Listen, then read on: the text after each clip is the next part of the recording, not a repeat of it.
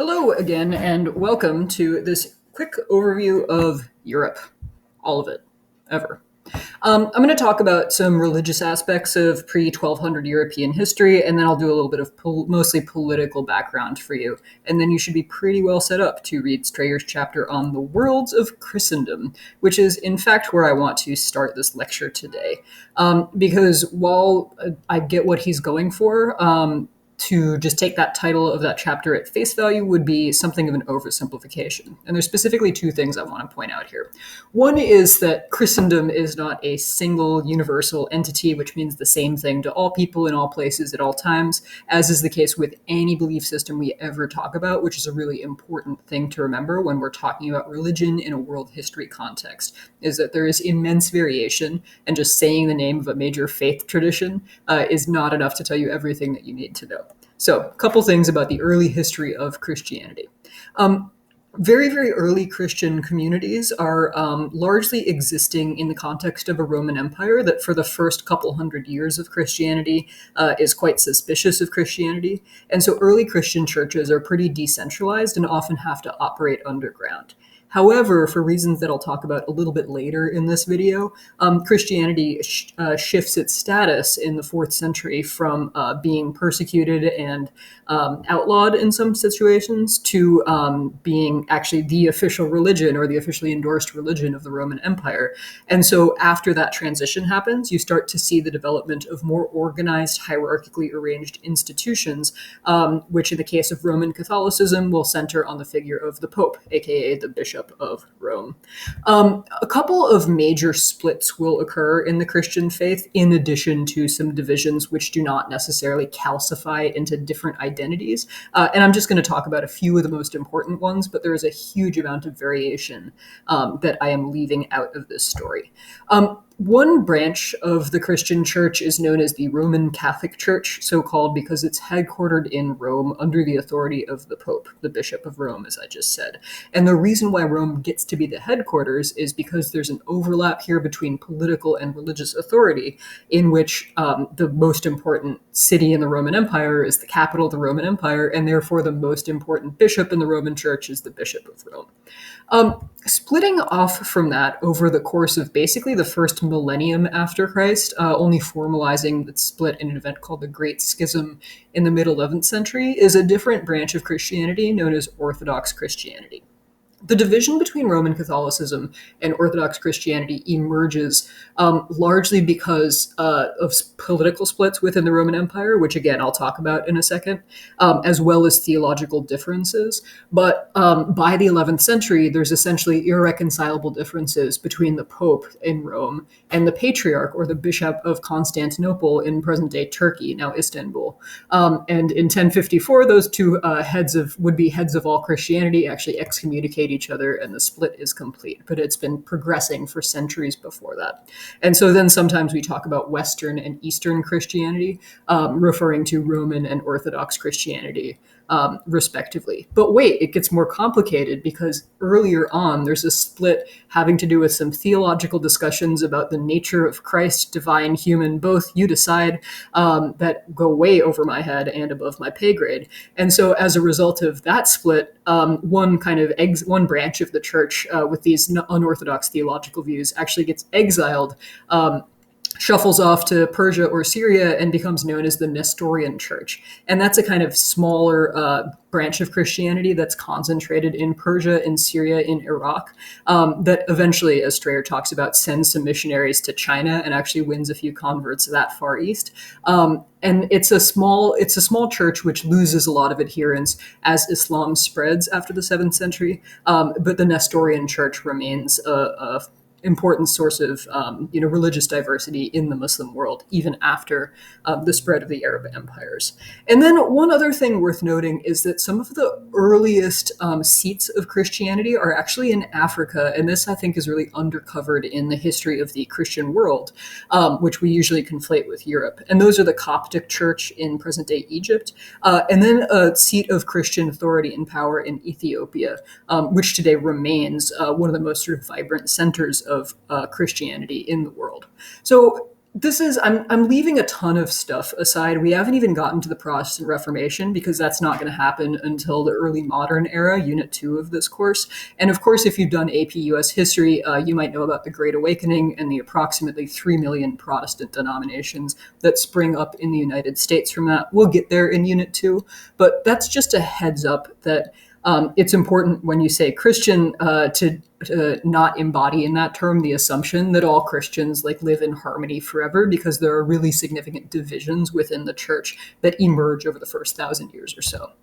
The source of those differences, it's also important to emphasize, is not just theological. That's not to knock the importance of people's religious beliefs or the seriousness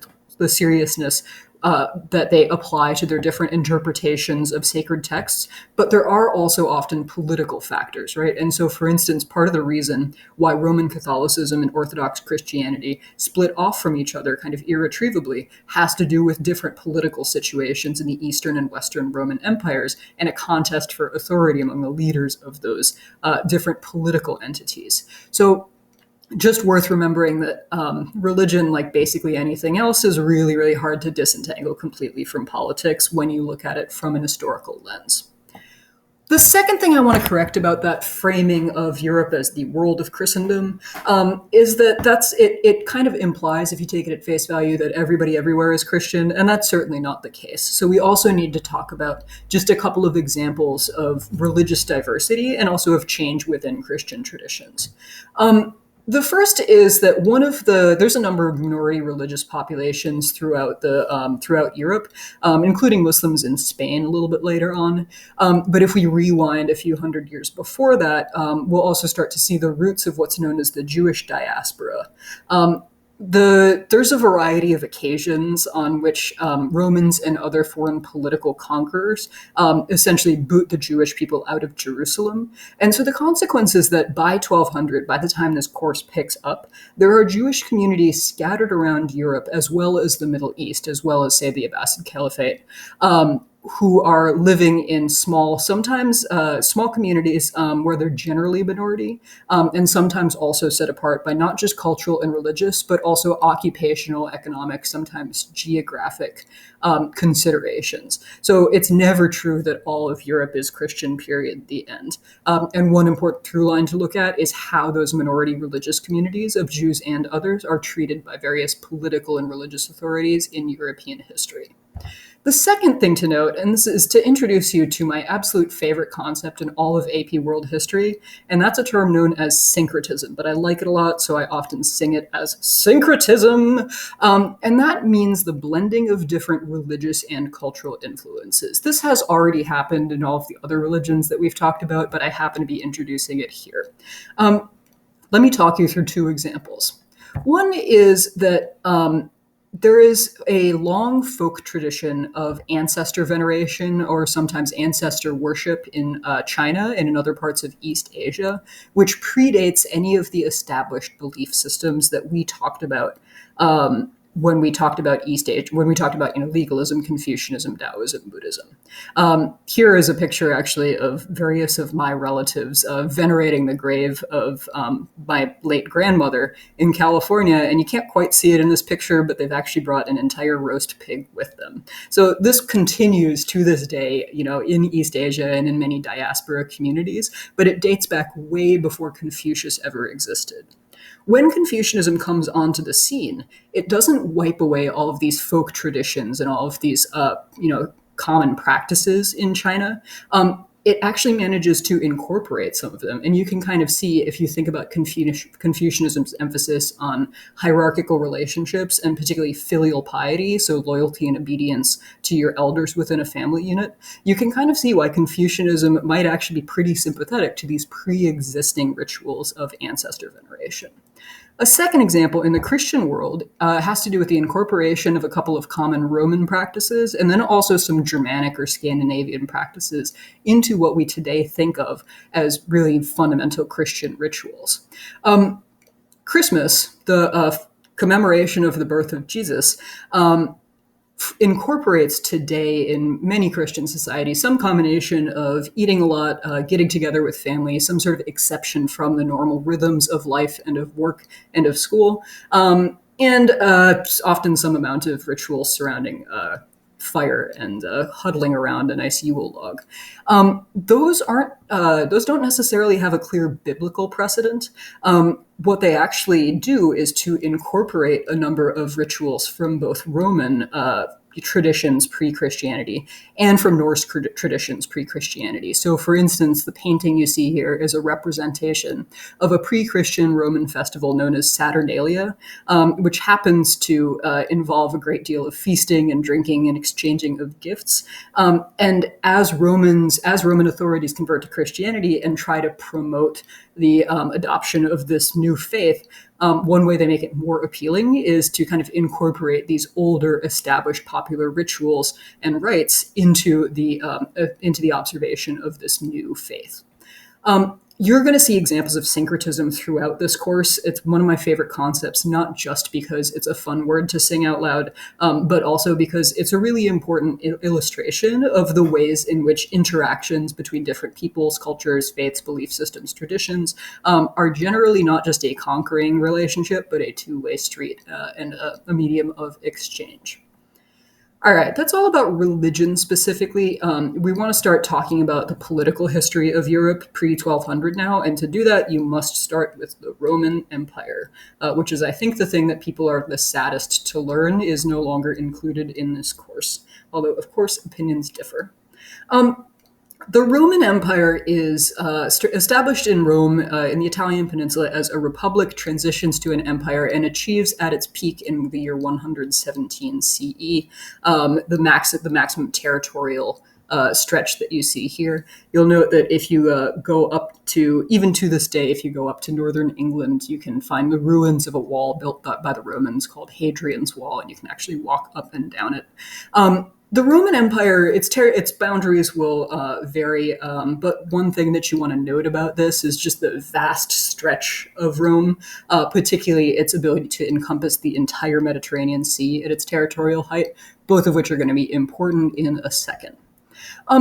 The Roman Empire, just a couple, I'm obviously not going to give you an entire history of it. There's this 732-part podcast about this if you're really into it that I'm happy to refer you to, but just a couple of highlights from Roman history that are important for explaining Europe once we get to it in 1200. First, when Christianity is first founded, it's persecuted. It's very threatening, as new monotheistic faiths frequently are, to the established political authorities. And so there is intense efforts at various points in Roman history in the 1st, 2nd, 3rd centuries CE to persecute or drive out or suppress Christianity. But by the 4th century, the Roman emperors switched their posture, first to toleration with the issuing of the Edict of Milan in the year 313, and then to the establishment of Christianity as the official faith of the Roman Empire. And so that, as I said earlier, is going to result in this kind of shift in Christianity from being a decentralized, somewhat underground affair in the Roman Empire to being a much more hierarchically organized, powerful, and wealthy church with a set of well-established institutions.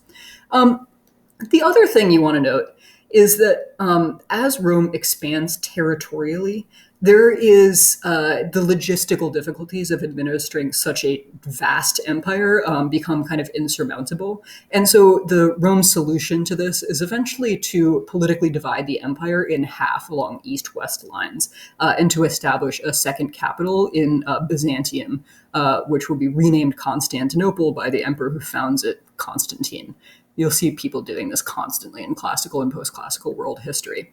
And so there's a division in political authority as a result of this shift to a kind of two-emperor system, but there's also other divisions that will have longer-lasting impacts even after the Roman Empire collapses. One of those is in language and culture.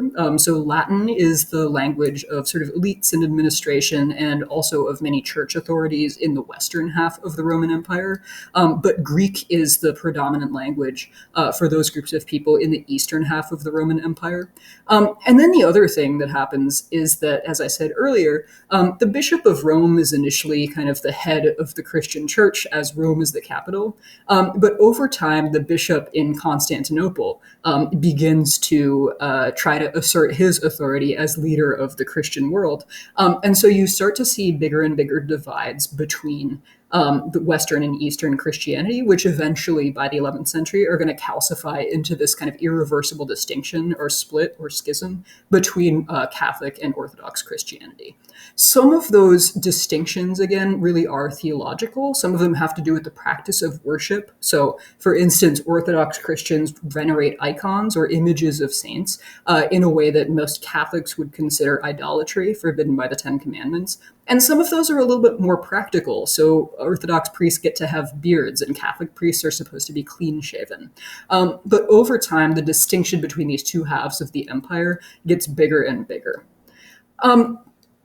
If you took history 50 or 100 or 200 years ago, you would have been taught that in 476, Rome fell, and this was the greatest disaster ever to befall all of human history. And it is true that the city of Rome is sacked or invaded by Vandals or barbarians or whatever the Romans want to call them, which is kind of a generic term for Germanic tribes that keep attacking the Western Roman Empire from the north.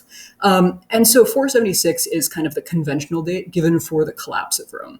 But I'm putting that term in the slide in scare quotes because actually there's an entire other half of the Roman Empire that's still going just fine. And so the idea of fall of Rome is a little bit over-exaggerated. The entire empire did not cease to exist.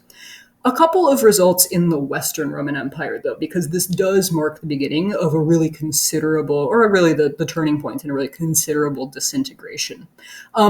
The Western Roman Empire after 476 is more and more politically fragmented. There is no longer a single emperor. There is no longer a single political entity or set of institutions which can wield power over that defined territory. And so you start to see the breakup of Western Europe into smaller and smaller states or other political entities that aren't even organized enough to be described as states. You also see the shrinking of cities. That's actually a cause as well as an effect of the fall of the Western Roman Empire. Even before 476, lots of elites had been fleeing from the city into the countryside in an attempt to get away with paying fewer taxes. But after 476, the de-urbanization of Western Europe continues, and even the wealthy people start fleeing to these large landed estates in more rural areas and depending more on agriculture. A corollary of that is the decline in long-distance trade. One through line for this course is that long-distance trade tends to flourish where there's political stability, although it doesn't mean that it totally goes away when there's political chaos. And so Western Europe becomes somewhat less integrated in those trade networks like the Silk Roads that had previously connected Europe with East Asia. Again, long-distance trade doesn't go away, and there's plenty of shorter-distance trade within Europe, but you will see much less of the ability of the elite to wear fancy imported silk and thereby scandalize these male writers after the fall of Western Rome. However, really important to remember that there's an entire other half of Rome that's doing just fine, even after 476. And that kind of inaccurately is known to historians as the Byzantine Empire. It's called that because its capital at Constantinople is in a city was previously named Byzantium, but that's kind of an anachronistic term because it's actually that it considered itself the eastern half of the Roman Empire, and it considered itself just a continuation of Roman authority. They would have never called themselves Byzantium at the time, but that's what historians do now because we have this kind of fall of Rome myth as being a bigger turning point than it actually is. All that aside, the Byzantine Empire, which I'll just go ahead and call it now, is going to remain an important, although declining, political entity where our course picks up in 1200. So a couple features that you want to know about that. One is that the Byzantine Empire controls the strait that connects the Black Sea to the Mediterranean Sea, and as such, that it sits astride some really important trade routes. It dominates the Eastern Mediterranean, which remains an important route for sea trade. Remember that sea trade is generally going to carry more stuff cheaper than land trade for most of human history. And so the Byzantine Empire is going to flourish based in part on its just advantageous geographical situation. Second thing to think about is that the Byzantine Empire is militarily powerful. It achieves these impressive conquests at various points in its history, notably under the reign of the Emperor Justinian, but it's constantly going to face different military threats.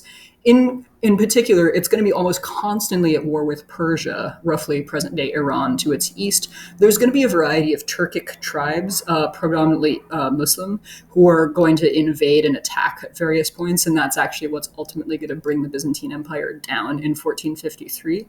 And there are these Germanic tribes, the same groups of people that had brought Western Rome down, who are going to be attacking the Byzantine Empire and its western, north, and northern borders. So it is constantly the Byzantines are constantly having to shuffle troops around to try and meet these military threats and stop rebellions. Culturally, religiously, the Byzantine Empire is dominated by the Eastern Orthodox branch of Christianity, and that remains an established faith for most of Byzantine history. And now, in telling you about why that's important politically, historically, culturally, I get to introduce you to possibly my single favorite word in the English language, which is Caesaropapism. Caesaropapism refers to a system in which church and state authority are blended, and this is an important feature of Orthodox Christianity in the Byzantine Empire. Literally what that means is the Caesar or the emperor and the pope are the same person. And in principle, in the Byzantine Empire, the emperor is also the supreme religious authority. He gets to appoint the patriarch, who's the head of the Orthodox Church. He has significant sway over the appointment of bishops and over theological decisions. He'll sometimes convene these ecumenical councils to hash out these arguments about, say, the nature of Christ or other theological disputes. That doesn't mean that the church is just doing 100% of what the emperor wants. Religious officials have some degree of independence, but in principle, there is no independence of the church. There is no separation of church and state. That concept really doesn't exist in the Byzantine Empire. And so for the Byzantine emperors, the ability to say, we're upholding the faith, we're defending the church, we are endorsed by God, is a really important way of legitimating their political authority, as it is for many, many, many rulers in the post-classical period. Quick note about the image that you're seeing on your screen. This is an interior shot of the Hagia Sophia, the House of Wisdom or the Church of Wisdom, which is built in the Byzantine Empire under the rule of Justinian as a Christian cathedral. You might note that there's these pretty prominent pieces of calligraphy displayed on the walls in Arabic because the Byzantine Empire, spoiler alert, is going to get brought down by the Ottomans sacking Constantinople in 1453, and so the Hagia Sophia is actually going to be converted into a mosque, then a museum, and quite recently, by the present-day government of Turkey, back into a mosque, which is super controversial, but we can take AP CompGov if you want to learn about that. So let's go back now. We'll talk a little bit about Byzantium in the next week of your classes, but let's go back to Western Europe and try to deal with the Middle Ages. All right, 3 quick maps for you. Here's Europe around 100 CE, fancy Latin language map. And everything that's pink is the borders of the Roman Empire. Now here's a political map of Europe in 1200 CE. You can see some pretty significant fragmentation, politically speaking. And now here's a map of Europe in around 1300 CE, so 100 years into our unit. And you can see a little consolidation in the east, but those are both states led by successors of Genghis Khan. Those are both Mongol successor states. If you look particularly in present day sort of Germany, Central Europe, you'll see just tiny, tiny, tiny fragmented states. So the fundamental thing you need to know about medieval Europe is that it's really much more politically fragmented than it used to be in the heyday of Rome. The term medieval or the term Middle Ages, you can use either one, they're pretty much interchangeable, is used differently by different subfields of history, but in general in this class, we're going to use it to refer to Europe between the fall of Rome in 476 CE, that's the collapse of the Western Roman Empire, remember Byzantium's still around, and then the Renaissance, or this kind of rebirth of ancient Greek and Roman knowledge starting in the mid-1300s. It's not super uncommon, especially in older texts, to see this period also referred to as the Dark Ages.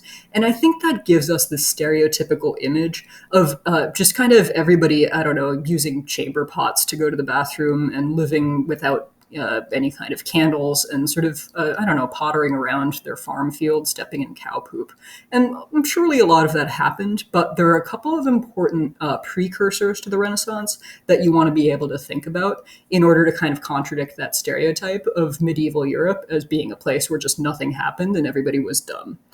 First is that although there's not unified political authority, there is this widespread network of influence and of learning, particularly through the Catholic Church, and so the Roman Christianity becomes an important unifying force in medieval Europe that is in many cases, much stronger and sometimes more important to people's daily lives than any kind of state or political authority.